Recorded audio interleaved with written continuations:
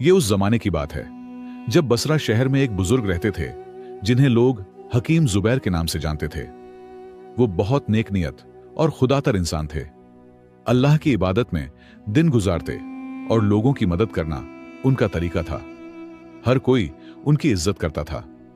हकीम जुबैर का एक बेटा था, यूसुफ नाम का, जो अभी सिर्फ 10 साल का था। यूसुफ बहुत समझदार और मेहनती लड़का था। सुबह मदरसे में कुरान पढ़ता और शाम को अपने अब्बू की दुकान पर मदद करता। जुबैर की एक छोटी सी दुकान थी जहां वो जड़ी बूटियां और दवाइयां बेचते थे। उनके इल्म की वजह से दूर दूर से लोग इलाज के लिए आते। अगर कोई गरीब होता तो उनसे पैसे नहीं लेते। कहते, अल्लाह ने इल्म दिया है तो लोगों की खिदमत करना फर्ज है। एक दिन आसमान पर काले बादल छा गए और बारिश जोर से होने लगी। इतनी बारिश हुई कि नदी का पानी शहर में घुस गया। लोगों को अपने घर छोड़ने पड़े। सब परेशान थे, जुबैर और यूसुफ भी। जुबैर ने यूसुफ से कहा, बेटा, ये अल्लाह की मर्जी है, हमें सब्र करना चाहिए।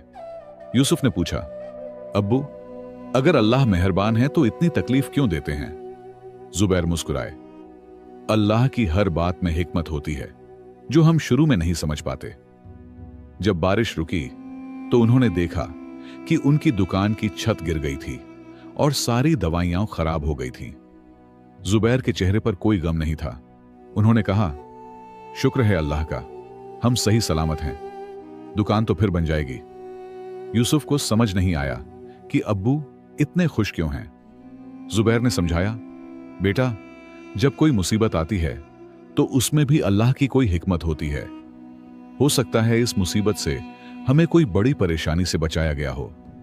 अगले दिन जुबैर और यूसुफ नई दुकान के लिए जगह देखने निकले।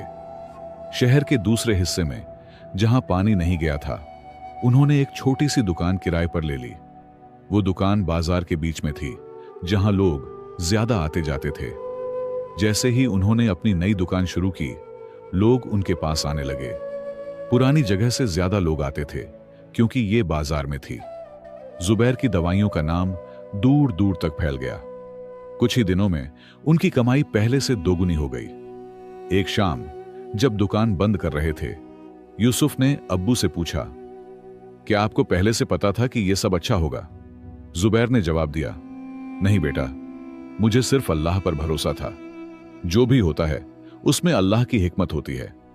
कभी वो हिकमत फौरन समझ नहीं आती, लेकिन वक्त के साथ जरूर समझ आती है।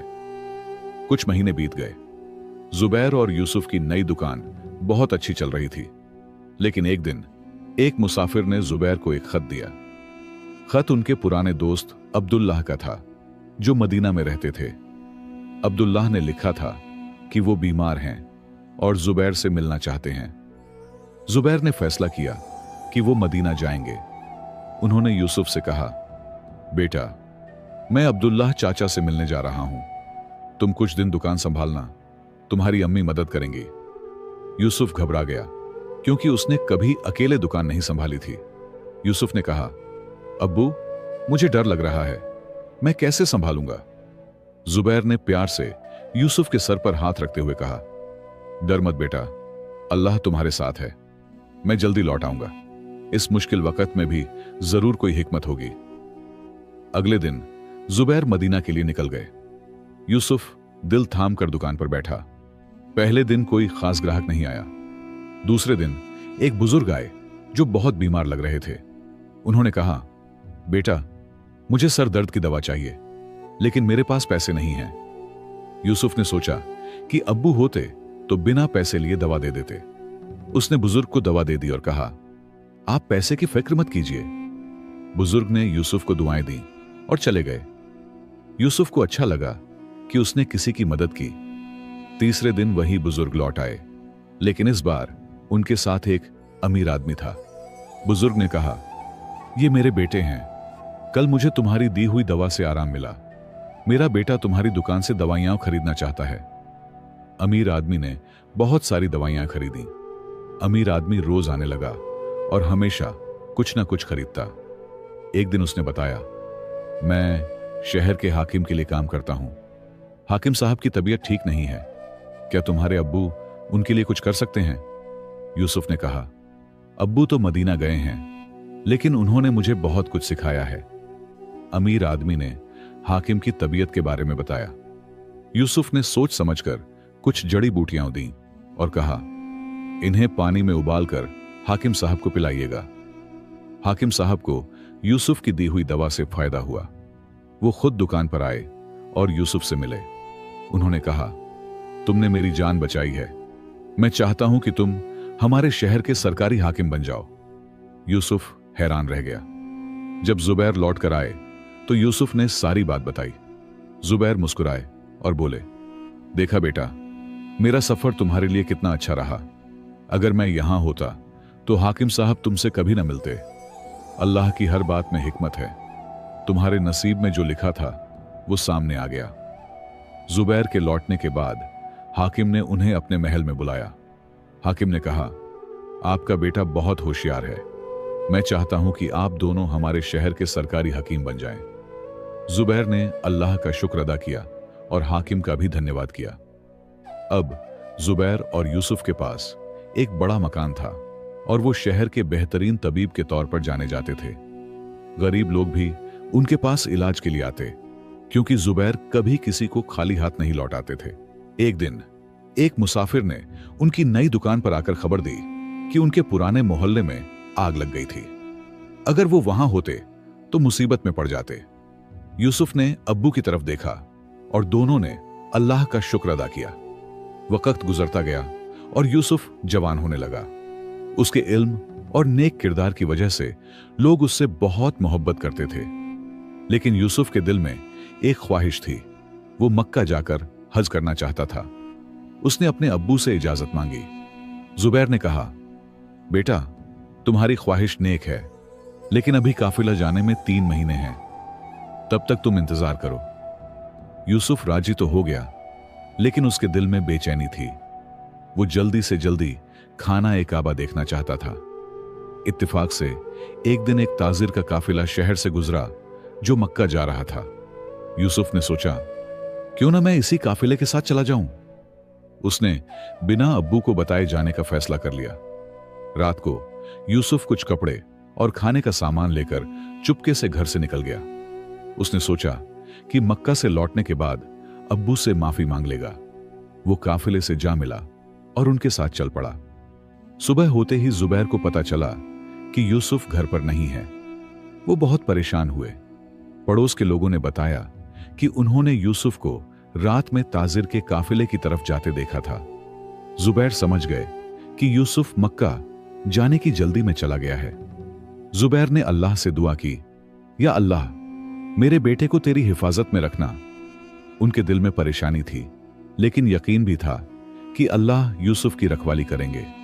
उन्होंने अपने आप को तसल्ली दी कि इस मुसीबत में भी कोई हिकमत जरूर होगी। उधर यूसुफ काफिले के साथ चल पड़ा था।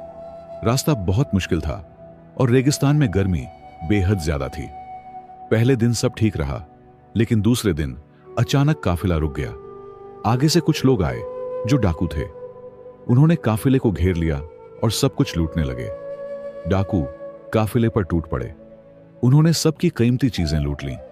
यूसुफ के पास भी कुछ सिक्के थे जो उसने बचाकर रखे थे। डाकुओं ने उसे पकड़ लिया और पूछा, तुम कौन हो और कहां जा रहे हो? यूसुफ डर गया और सच सच बता दिया। डाकुओं का सरदार यूसुफ की बात सुनकर हंस पड़ा। अरे वाह, तो तुम मशहूर हकीम जुबैर के बेटे हो। तुम्हारे अब्बू ने मेरे भाई का इलाज किया था, उनकी दवा से वो ठीक हो गया था। सरदार ने अपने साथियों को इशारा किया कि यूसुफ को छोड़ दो। डाकू सरदार ने यूसुफ से कहा, तुम मेरे साथ चलो, मैं तुम्हें मक्का पहुंचा दूंगा। यूसुफ हैरान था, लेकिन उसके पास कोई और चारा नहीं था। सरदार ने बताया, तुम्हारे अब्बू ने मेरे भाई की जान बचाई थी, मैं तुम्हारा एहसान चुकाना चाहता हूं। डाकू सरदार अपनी टोली के साथ यूसुफ को लेकर चल पड़ा। रास्ते में यूसुफ ने देखा कि ये लोग सिर्फ अमीरों को लूटते थे और गरीबों की मदद करते थे। सरदार ने कहा, हम बुरे लोग नहीं हैं, हुकूमत ने हमारी जमीनें छीन ली, इसलिए हमें यह काम करना पड़ता है। 3 दिन बाद वो एक छोटे से गांव में पहुंचे। सरदार ने यूसुफ से कहा, गांव में बीमारी फैल गई है, बहुत लोग मर रहे हैं। तुम्हारे अब्बू हकीम हैं, शायद तुम कुछ मदद कर सको। यूसुफ ने सोचा, शायद अल्लाह ने मुझे यहां किसी मकसद से भेजा है। यूसुफ ने गांव वालों की बीमारी की जांच की। उसने पहचान लिया कि पानी में जहर मिल गया है। उसने सबको साफ पानी पीने की सलाह दी और अपने अब्बू से सीखी हुई जड़ी बूटियां दी। धीरे धीरे लोग ठीक होने लगे। गांव वाले यूसुफ की बहुत इज्जत करने लगे। गांव का सरदार बहुत खुश हुआ। उसने यूसुफ से कहा, तुमने हमारी जान बचाई है, हम तुम्हारे एहसानमंद हैं। सरदार ने बताया कि अगर यूसुफ चाहे तो 2 दिन बाद निकलने वाले काफिले के साथ मक्का जा सकता है। यूसुफ को लगा कि अल्लाह ने उसे यहां तक लाने में भलाई रखी थी। अगर वो अपने अब्बू के साथ इंतजार करता तो ये गांव वाले शायद बच नहीं पाते। उसने अल्लाह का शुक्र अदा किया और एक खत लिखा जिसे वो अपने अब्बू के पास भेजना चाहता था। डाकू सरदार ने वादा किया कि वो खत पहुंचा देगा। उसने कहा, तुम फिक्र मत करो, मैं तुम्हारे अब्बू को खत दे दूंगा और उन्हें बताऊंगा कि तुम ठीक हो। मैं उनसे माफी भी मांग लूंगा तुम्हें यहां लाने के लिए। 2 दिन बाद यूसुफ एक नए काफिले के साथ मक्का के लिए निकल पड़ा। उसके दिल में सुकून था। उसने सोचा, अब्बू ठीक कहते थे, अल्लाह की हर बात में हिकमत होती है। जो मुझे मुसीबत लग रही थी वही असल में इन गांव वालों के लिए राहत बन गई। नए काफिले के साथ यूसुफ का सफर आराम से चल रहा था। रास्ते में उसने कई मुसाफिरों से दोस्ती की। एक बुजुर्ग थे जो पहली बार हज के लिए जा रहे थे। उनकी तबीयत अक्सर खराब रहती थी। यूसुफ उनका ख्याल रखता और दवाइयां देता रहता। एक दिन काफिला एक बड़े शहर में रुका। शहर का नाम दमिश्क था। यूसुफ ने सोचा, मैं शहर देख लूं और कुछ दवाइयां भी खरीद लूं। वो बाजार में गया जहां बहुत भीड़ थी। लोग खरीदारी कर रहे थे और दुकानदार अपना सामान बेच रहे थे।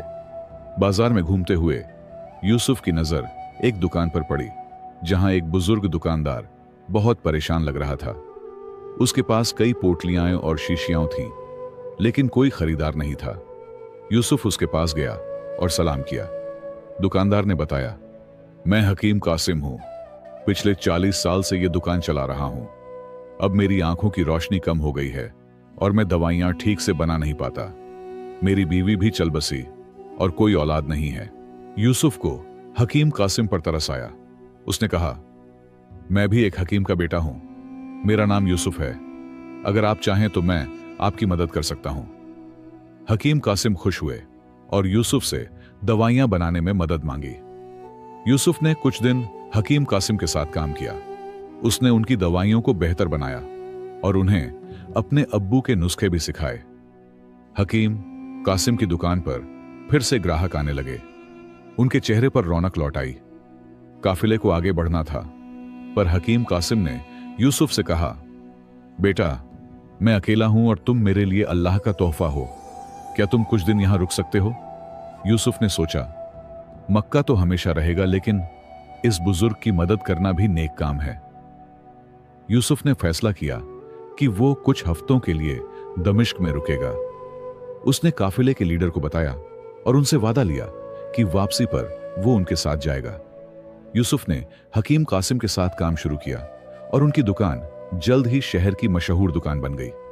एक दिन एक कासिद यूसुफ के पास आया। उसने एक खत दिया जो जुबैर का था। जुबैर ने लिखा था, बेटा, मुझे पता चला कि तुम दमिश्क में हो। मैं फिक्र में था, पर अब खुश हूं। अल्लाह की हिकमत देखो, तुम हकीम कासिम के पास पहुंच गए, जो मेरे पुराने दोस्त हैं।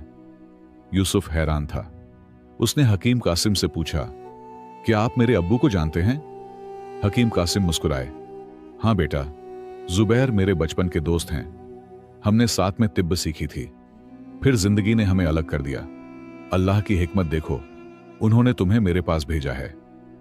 हकीम कासिम ने यूसुफ को बताया, बेटा, मैं और तुम्हारे अब्बू बचपन में साथ पढ़ते थे। फिर मैं दमिश्क आया और वो बसरा गए।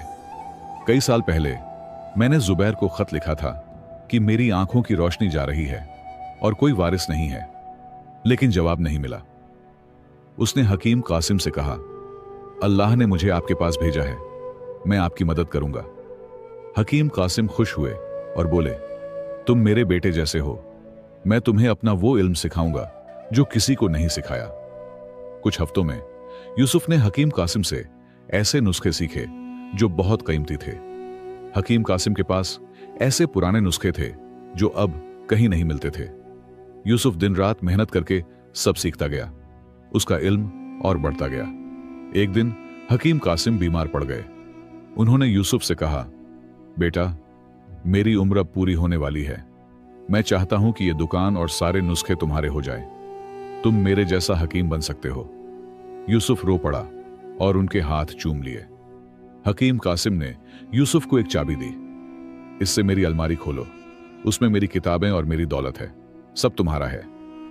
जब यूसुफ ने अलमारी खोली तो उसमें कई कीमती किताबें और सोने के सिक्के थे। साथ ही एक पुराना खत भी था। वो खत जुबैर का था जो उन्होंने हकीम कासिम को भेजा था। उसमें लिखा था, दोस्त, मुझे तुम्हारी परेशानी का पता चला। मैं अपने बेटे यूसुफ को तुम्हारे पास भेजूंगा जो तुम्हारी मदद करेगा।